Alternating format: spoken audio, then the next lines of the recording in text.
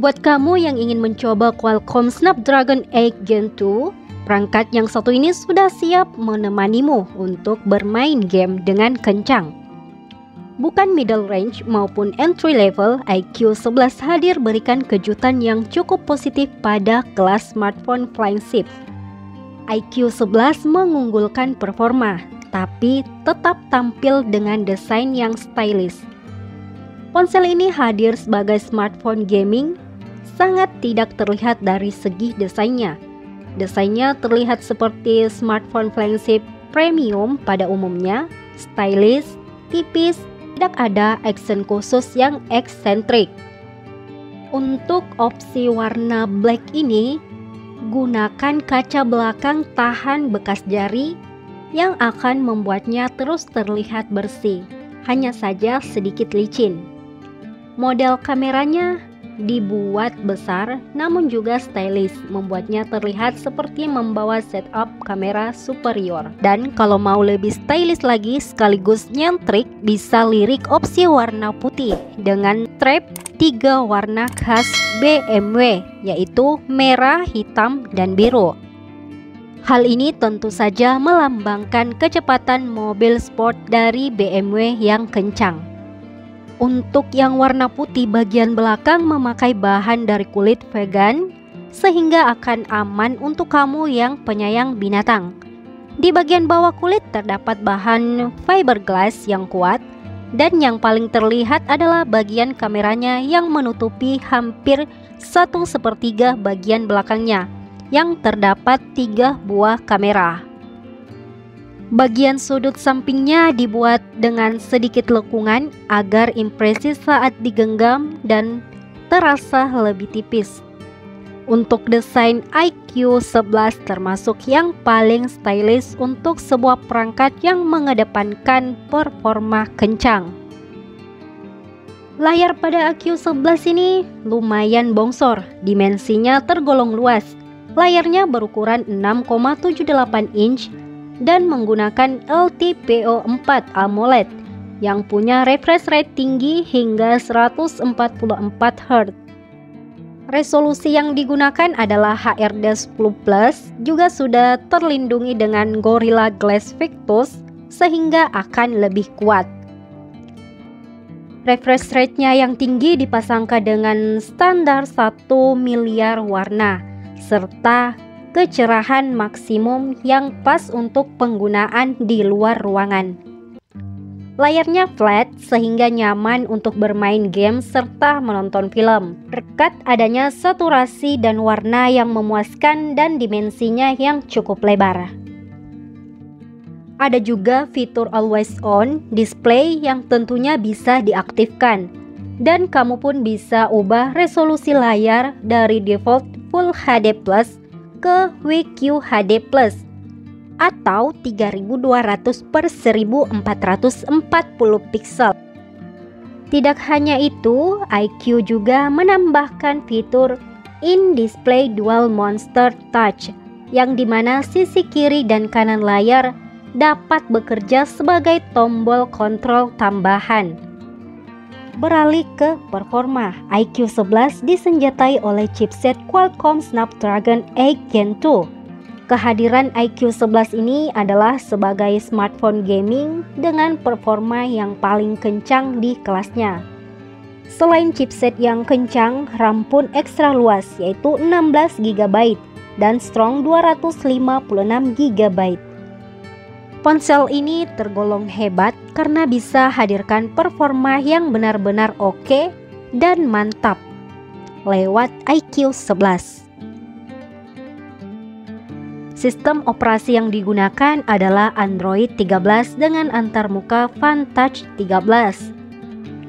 Pada versi ini, Fun-Touch sudah kembali memiliki app drawer yang bisa digeser dari bawah ke atas. UI ini juga memberikan kemudahan untuk mengganti warna dasarnya, sehingga tidak membuatmu bosan. Selain itu, ada juga widget khusus seperti informasi kualitas udara secara real-time. Jadi buat kamu yang ingin memainkan aplikasi berat maupun bermain game berat dengan lancar dan instan, ponsel ini salah satu yang terbaik. Snapdragon 8 Gen 2 SoC ini sendiri memiliki 4 buah cluster, yaitu frame, performance, dan efisien. Cluster terkencang menggunakan Cortex X3 berkecepatan 3,2 GHz, diikuti dengan kinerja yang menggunakan Cortex A715 berkecepatan 2,8 GHz serta Cortex A710 berkecepatan 2,8 GHz. Dan yang terakhir, cluster efisien menggunakan Cortex A510 dengan clock 2 GHz. Selanjutnya kita beralih ke kamera. Sensor kamera iQ11 tergolong cukup lengkap. Sensor utama beresolusi 50 megapiksel, sensor telefoto 13 megapiksel dengan 2 kali optical zoom, dan 8 megapiksel ultra wide angle. Kamera iQ11 tergolong berkualitas dan di atas rata-rata. Sudah bisa mendekati smartphone flagship yang mengutamakan kamera. Reproduksi warna maupun dynamic range-nya tergolong optimal berkat adanya chip Vivo V2 yang secara eksklusif membantu kamera dan performa game. Chip ini pun dapat meningkatkan kualitas foto bahkan pada malam hari. Untuk kamera selfie ada di 16 megapiksel. Dan ini beberapa contoh potret menggunakan iQ11.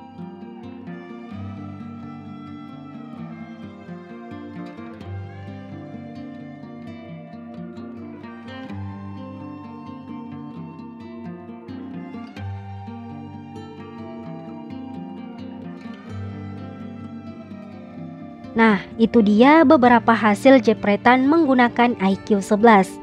Hasilnya masih cukup tajam dan rendah noise, sehingga aman-aman saja untuk kegiatan sehari-hari. Untuk perekam video iQ11 bisa menghasilkan resolusi tinggi sampai 8K 30 fps atau 4K 60 fps. Namun, kedua resolusi tersebut hanya bisa diraih dengan sensor utama. Sementara sensor teleport dan ultra wide maksimalnya hanya pada Full HD saja. Overall oke-oke saja selama dalam kondisi pencahayaan yang cukup.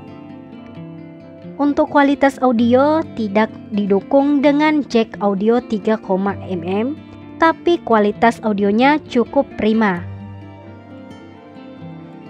Beralih ke baterai. Kapasitas baterai dari iQ11 ini mencapai 5000 mAh. Tentunya sudah cukup untuk penggunaan intensif harian penuh dan juga berkat adanya chipset yang efisien daya. Untuk charger 120 watt dan mampu menambahkan daya lebih dari 80% dalam waktu kurang dari 15 menit saja. Untuk pengisian penuh kurang lebih waktu yang dibutuhkan 30 menit. Bagian baterai ini cukup memuaskan dengan performanya, yang jadi kekurangan hanya sedikit, yaitu tidak ada dukungan wireless charging.